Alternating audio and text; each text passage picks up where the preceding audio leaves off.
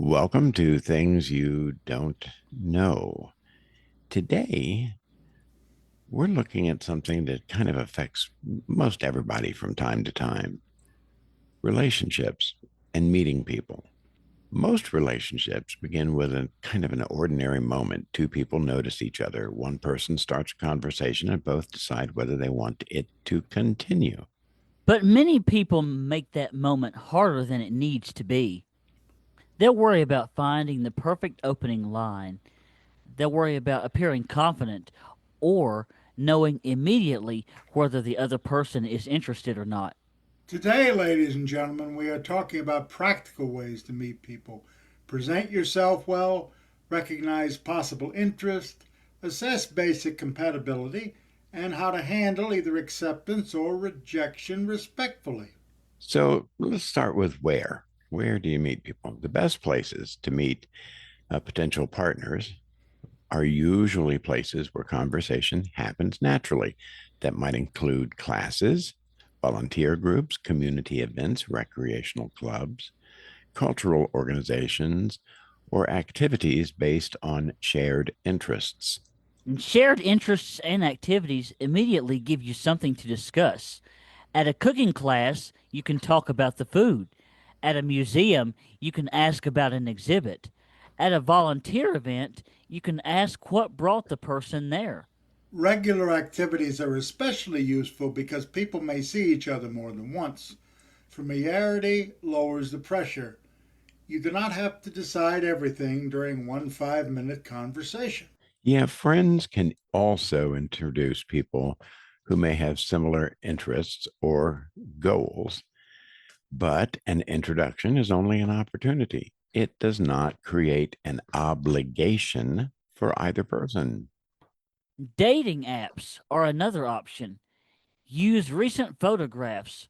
Describe yourself honestly and clearly state whether you want casual dating, a serious relationship, or simply just to meet people. Presenting yourself well does not mean inventing a new personality. It means showing you take reasonable care of your personal appearance and understand the setting. Yeah, taking reasonable care of yourself and understanding the setting, it means more than just, your appearance. Good hygiene, good clean clothing, and appropriate grooming do matter for sure. You do not need expensive clothes. You want to look comfortable, prepared, and like yourself. Body language matters too here, folks. Stand comfortably, make reasonable eye contact, keep your phone put away, and avoid staring. I had to learn, folks, that confidence is not the same as dominance. Speaking loudly, interrupting, bragging, or trying to control the conversation often creates the opposite impression. Yeah, a better approach is calm interest. Ask a question, listen to the answer, and respond to what the person actually said. That's right, Dr. Weaver, and do not reveal your entire life story immediately. Yeah, a lot of people do that, and it's really stupid. Yeah, some people are way too trusting, aren't they? It's not just trusting. It's, people don't want to hear about your third grade teacher. Yeah. They want to, who are you now? Yeah, they're immediately going to lose interest if you do something like that.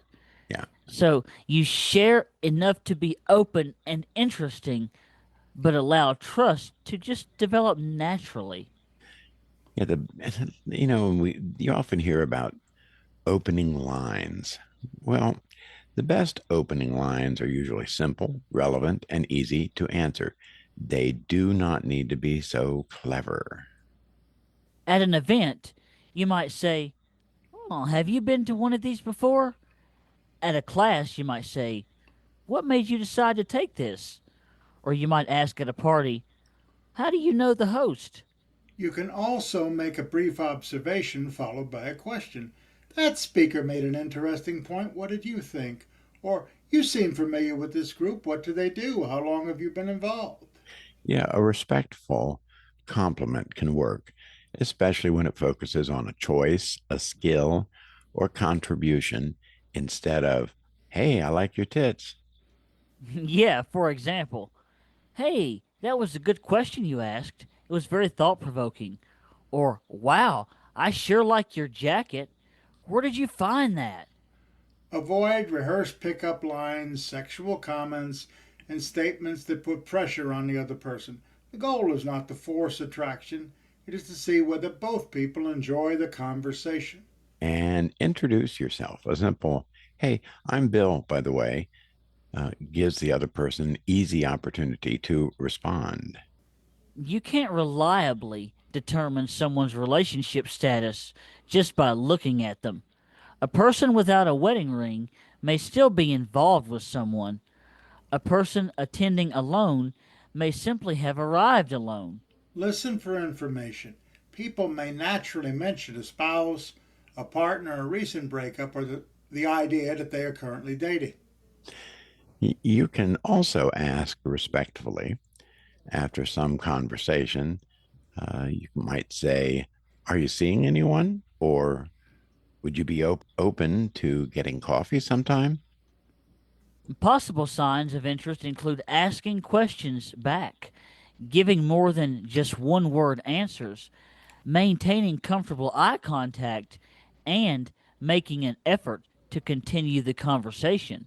But friendliness is not always romantic interest. Some people are simply warm and polite or just seeking friends. A clear, low pressure invitation is more reliable than trying to interpret every gesture. Signs that someone may want to end the conversation include repeatedly checking the phone, turning away, giving very short answers, looking toward friends, or saying, I just need to leave right now. Yeah, and when that happens, you end politely. You can say something like, "Oh, hey, it was nice meeting you. Enjoy the rest of the evening." We often hear people talk about assessing compatibility. You cannot determine long term compatibility during one conversation, but you can decide whether another conversation makes any sense at all. Begin with relationship goals. Someone looking for a serious relationship may not be compatible with someone who wants just casual dating. And neither goal is wrong here, but the difference matters between the two people. Lifestyle is another important area. Ask how the person spends their free time. Are they highly social or more private? Do they enjoy travel, nightlife, outdoor activities, family gatherings, or quiet evenings at home? Pay attention to communication. Does the person listen? Do they interrupt? Can they disagree without becoming hostile? Do they show curiosity about you? Useful questions might include, what does a good weekend look like for you? You could ask, what are you hoping to do more of this year? What's important to you in a relationship? Are you someone who plans, or are you more of a spontaneous person? Do not ask all of these questions as though you're conducting an interview. Let them come up naturally and be willing to answer similar questions yourself. Compatibility is not one person evaluating the other.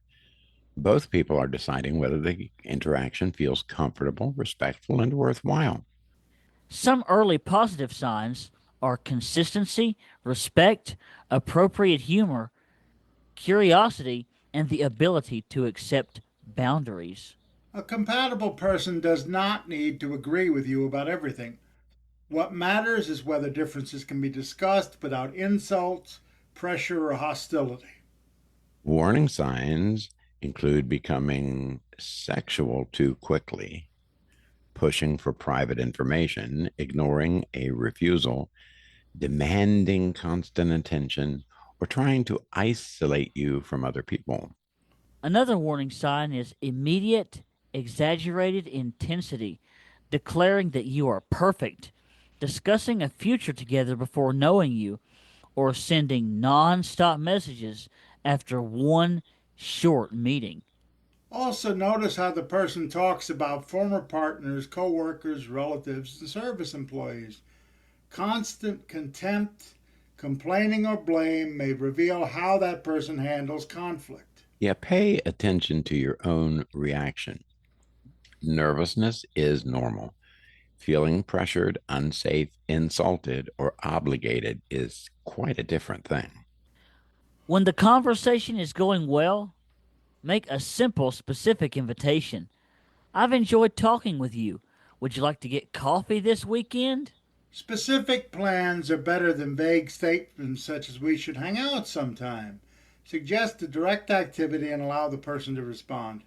If the answer is yes, exchange contact information and confirm the plan later. Do not immediately begin sending constant messages. Yeah, and if the answer is uncertain, maybe I'm very busy or I'll let you know. Give the person space. You might offer your number rather than asking for theirs. If the person says no, accept the answer once.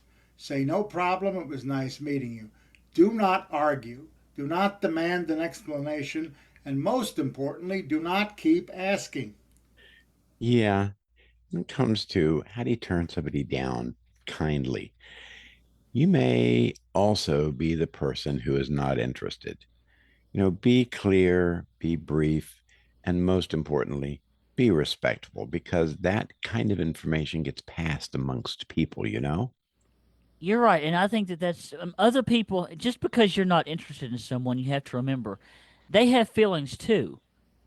So you can say, "Thank you, but I don't feel that kind of connection," or "I really enjoy meeting you, but I don't think we're the right match. But I'm sure you'll find somebody that's perfect for you." Do not give false hope by saying maybe later when and if you already know the answer is no. You do not need to provide a detailed criticism or defend your decision like you're in court. Yeah. Kindness means being respectful. It does not mean agreeing to a date you do not want. For an early date, choose a public place where both people can leave easily. Coffee, lunch, a museum, or a casual community event creates less pressure than an elaborate evening. Keep the first meeting reasonably short. An hour can be enough to decide whether you want another meeting. When meeting someone from an app, let a friend or family member know where you are. Arrange your own transportation and do not feel obligated to change locations. During the meeting, consider three basic questions. Do I feel comfortable? Is the interest mutual? Do our goals and our values seem compatible enough to continue on here? It's important to remind yourself I should tattoo this on my arm. You are not deciding whether this person will be your permanent partner on this first date. You are deciding whether or not you would like one more conversation. Yeah, meeting someone is not about delivering a perfect performance. It's about creating an opportunity for an honest exchange. Present yourself with care. Use simple opening lines. Pay attention to whether interest is mutual and ask respectful questions. Compatibility includes goals, values, lifestyle, communication, boundaries, and the way two people treat each other. Start with curiosity, remain honest, and remember that both parties have the right to say yes, no, or oh, not yet. And a good beginning does not require perfection. It requires mutual interest, respect, and a reason to meet again. Yeah, we could go on, and there's a lot of specifics and details and whatnot that we could get into, but this has been Things You Don't Know, and I want to thank you for listening. Come on back and see us again. Yeah, be sure to like, comment, subscribe, and come back soon. We got a lot of stuff coming up. Bye for now, folks. Oh, I'm sorry. Goodbye, folks.